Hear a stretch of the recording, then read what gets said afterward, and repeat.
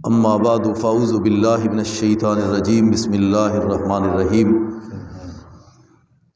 فالذین آمنوا وعملوا الصالحات لہم مغفرۃ ورزق کریم۔ سورہ حج کی آیت نمبر 50 ہے۔ اللہ تعالیٰ نے فرمایا اور وہ لوگ جو ایمان لے کے آئے اور ایمان کے ساتھ اچھے عمل کرتے رہے، یعنی ایمان اور ایمان کے ساتھ اعمال صالح یہ لازم و ملزوم ہے، دونوں چیزیں۔ ایمان ہے عمل نہیں تو پھر بھی بات نہیں بنے گی، اگر عمل ہے تو ایمان نہیں پھر بھی بات نہیں بنے۔ یہ دونوں چیزیں لازمی ہیں۔ جہاں اللہ نے ایمان کا تذکرہ کیا وہاں اعمال صالح کا بھی تذکرہ کیا، اس لیے یہ دونوں چیزیں ضروری ہیں، کیونکہ نبی علیہ الصلوۃ والسلام نے مختلف احادیث میں الفاظ موجود ہیں۔ اپنی پھوپھی کو بھی کہا، اپنی بیٹی سیدہ فاطمہ تو زہرا رضی اللہ تعالی عنہا سے بھی فرمایا، بیٹی عمل اعملی اعملی، عمل کرنا، یہ نہ کہنا کہ میرا بابا محمد صلی اللہ علیہ وسلم وہ تو کائنات کا سرتاج ہے، کائنات کا بہت بڑا نبی اور رسول ہے، تو مجھے کون سے عمل کی ضرورت ہے؟ تو لہٰذا ایسا نہ ہو۔ تو اور مقام پر دیکھیں، جناب نوح علیہ السلام بیٹے کو کہتے ہیں، بیٹا کنان نافرمان نہ بن، ان مشرکوں کا ساتھ نہ دے، میں رب کا نبی ہوں، تو میرا لخت جگر ہے، لہٰذا میری بات کو سمجھ، اللہ نے مجھ کو نبی اور رسول بنایا ہے، تو کیوں جھٹلا رہا ہے؟ کہنے لگا، نہیں بابا، میرا دل نہیں چاہتا کہ میں تمہاری بات کو مانوں۔ بیٹا، سگا بیٹا جناب نوح پیغمبر کا، اللہ اکبر۔ ہدایت کی یقین جانو، جس کو ہدایت مل گئی ساری کائنات اس کو مل گئی، اور جس کو ہدایت نہیں ملی، خواہ وہ جتنا مرضی مربوں کا مالک ہے، یہ سونے چاندی یا بینک بیلنس کا، وہ ناکام ترین ہے دنیا سے، فیل ہو کر گیا دنیا۔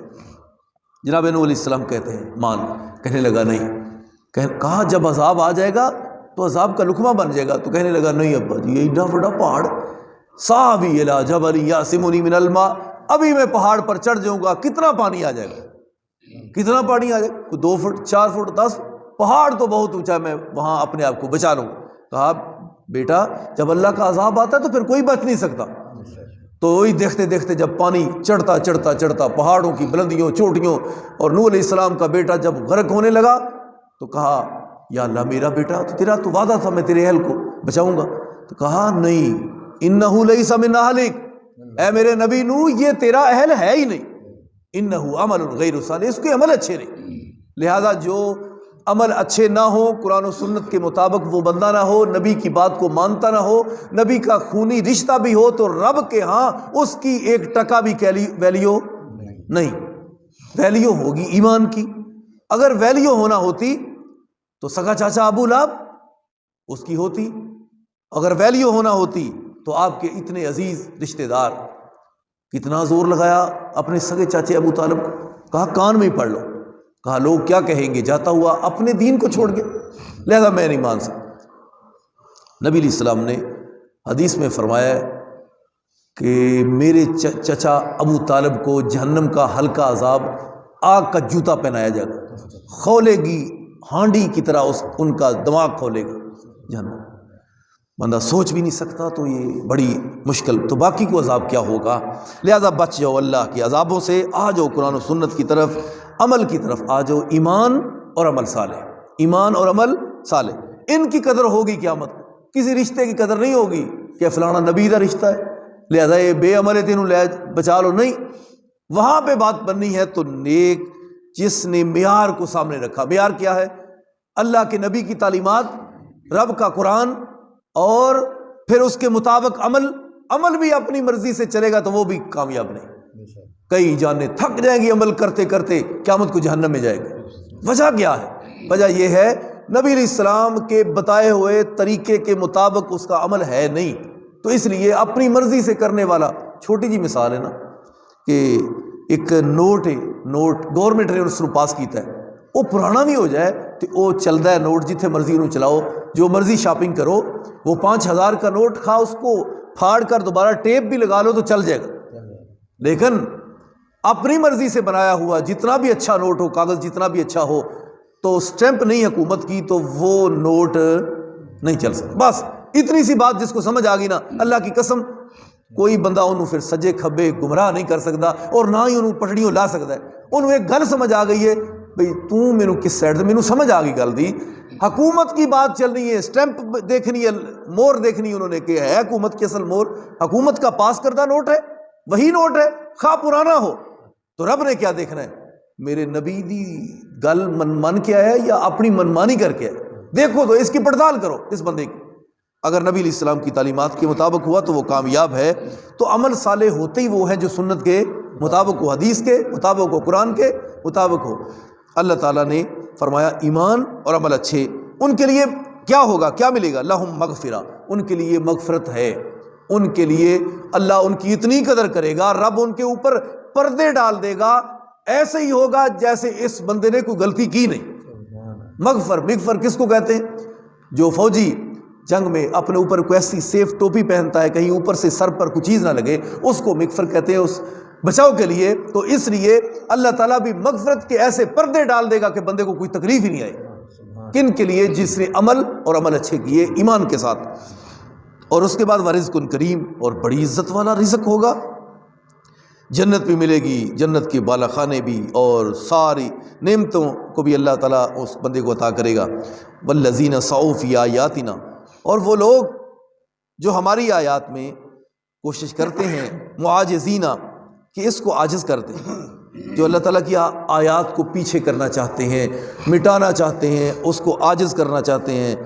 تو ایسے لوگ جو آیات قرآنی اور اصل ذخیرہ قرآن و حدیث کا اس کو لوگوں تک جو پہنچاتا ہے, وہاں بھی کہتے ہیں نہیں قرآن نہیں سمجھ آتا.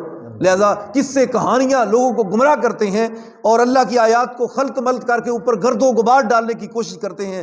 تو اللہ تعالیٰ نے فرمایا اولئک اصحاب الجحیم, یہی تو جہنمی ہے, یہی تو جہنم کا بالن ہے, جو اللہ کی آیات کو عاجز کرنے کی کوشش کرتے ہیں کہ میں نے نہیں چلنے دینی. وما ارسلنا من قبلک من رسول ولا نبی الا اذا تمنا القى الشیطان فی امنیتہ. اللہ تعالیٰ نے فرمایا کوئی بھی رسول اور نبی آپ سے پہلے ایسا نہیں ہوا مگر جب اس نے آرزو کی یا خیال کیا تو ساتھ شیطان نے بھی القى الشیطان فی امنیتہ, تو شیطان نے بھی پھر وسط سے ڈالے, شکوک و شبہات ڈالے کہ وقت کے نبی نے اپنی حالانکہ دیکھ لو نبی جو ہوتا ہے اس کی اپنی بات تو نہیں ہوتی, عرش والے رب کا پیغام ہوتا ہے. تو شیطان ہر نبی کے دور میں وقت کی قوم کو کہتا رہا کہ نہ منیا جائے, کدھر آخیا یہ جادو ہے, کدھر آخیا کہ نہیں اپنے کو کتاب بنائی ہے, کدھر آخیا کچھ ہے. جیسے مکے والوں نے نبی علیہ السلام کو کہا نہیں کچھ عربی تے اجمی آدمی آئے نے, وہ کو گلاں دسدے نے, محمد بن عبداللہ نو تے بہ کے آندے نے لو ہے قرآن دی صورت, معاذ اللہ استغفر اللہ. تو رب نے پھر چیلنج کیا فاتو بصورت بمثلہ, اس جیسی ایک صورت تو بنا کے لاؤ. بڑے تم عربی دان ہو, بڑے بڑے شاعر ہو, بڑے بڑے ادیب ہو, بڑے بڑے دانشور اور پڑھے لکھے مکے کے اندر موجود تھے, اور بڑے بڑے اس دور کے بہت زیادہ علم والے. کہا قرآن جیسی ایک صورت ہی بناؤ. کہیں فرمایا 10 لاؤ, فرمایا 10 تے نہیں تسی لے آ سکتے, ایک ہی رہے ہو, قرآن ورگی ایک صورت لے آؤ. فرمایا فَإِن لَّمْ تَفْعَلُوا وَلَن تَفْعَلُوا, تم کرنا بھی چاہو تو رب نے فرمایا کر سکتے نہیں. پھر قرآن سے سچی کوئی بات ہو سکتی ہے؟ اور اللہ کی قسم ہے قرآن کے اوپر سے جو پڑھ رہے ہیں نا, قرآن کے اوپر سے اس میں ذرا برابر بھی اپنی طرف سے جان بوجھ کر کوئی ایسا ترجمہ غلط یا کوئی بات غلط, رب گواہ ہے ایسا ہم نہیں کر سکتے. اللہ کی قسم جو قرآن میں لکھا ہے وہی آپ کو بتا رہے ہیں بھئی یہ قرآن کے اندر ہے. لہٰذا قرآن کی بات وقت کے نبی نے جس نبی نے بھی تعلیم دی, شیطان کھلو گیا نال. اور یاد رکھو شیطان بندیاں چ بھی ہوندے نے تے شیطان جنہاں چ بھی ہوندے.